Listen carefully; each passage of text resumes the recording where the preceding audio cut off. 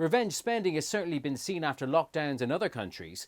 In 2021, it was estimated that American consumers were spending, on average, an extra $750 a month. If anyone can tell us how that played out, it's the boss of the US Conference Board. It compiles some of the most trusted research on the American consumer, as well as insights on China. Steve Odland, how did revenge spending pan out in the USA?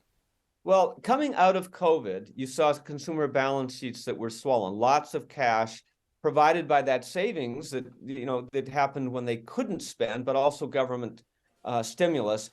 And you saw the spending on goods surge. Now we're coming off of that, and you're seeing the services come back. And so revenge spending continues in the service sector while the goods sector tapers off here. We're not quite back to pre-COVID spending levels in the service sector. So we should see a little bit more of that continue here into this year, and then normalization. We've had lots of things contributing to inflation, the energy crisis, labour shortages. How much blame do you put on revenge spending? Well, when you lock it down and you're producing nothing, all the supply chains collapsed for a period of time. There was no supply. And so you had all this demand and all this money chasing too few goods and no services. So, it's a complete imbalance between supply and demand. And that has created an enormous amount of this inflation on top of the government spending and the easy money policies, both here in the United States, but also around the world. And so you had all this money chasing too little supply, and of course the inflation comes in. Now it's the reverse.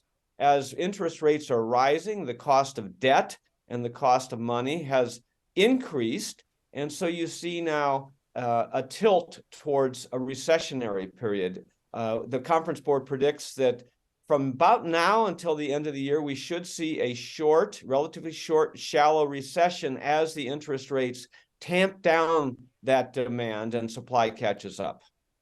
Do you think it's over? The revenge spending era is over in the United States now?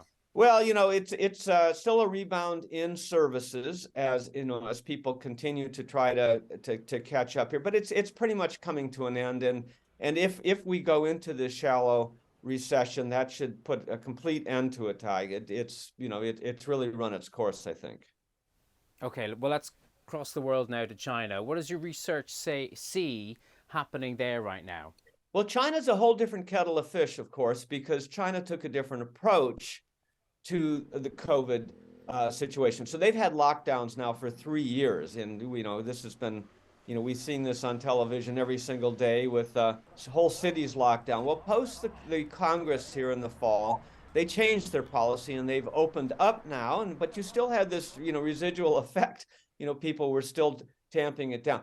Revenge spending now is completely underway here in China as consumers come back to the market. Of course, spending on housing is down. There's a housing crisis a bit in China, but from a goods and services standpoint, the consumer is back in China. And do international businesses think they're going to benefit from this Chinese chapter of revenge spending? Western multinational companies who have a business in China, in other words, serving the domestic markets, will certainly benefit from this revenge spending or the rebound spending that is happening in China.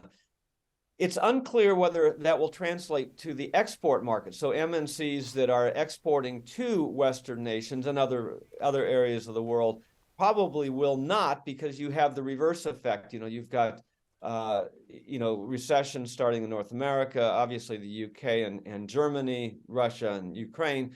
So it's really a domestic market focus right now in China. Do you think this Chinese chapter could help the economic picture, perhaps save us from recession, or at least make recessions not as painful in Europe and the US? From a global standpoint, we don't think that the entire global economy will approach recession. It still should grow in the 2 to 2.5% range, which is quite low from a global perspective. We think China is going to be around 5%. They've said that. Our projections are a little over 5%. But if the focus and the demand is in the domestic markets, it's not going to save the local markets or the regional markets in the West. That just isn't going to happen. So I'm afraid that the UK, Germany, the United States are going to have to go through these recessions, most likely because of the inflation and the central bank's attempt to tamp that inflation back down. Steve Odland, thank you very much.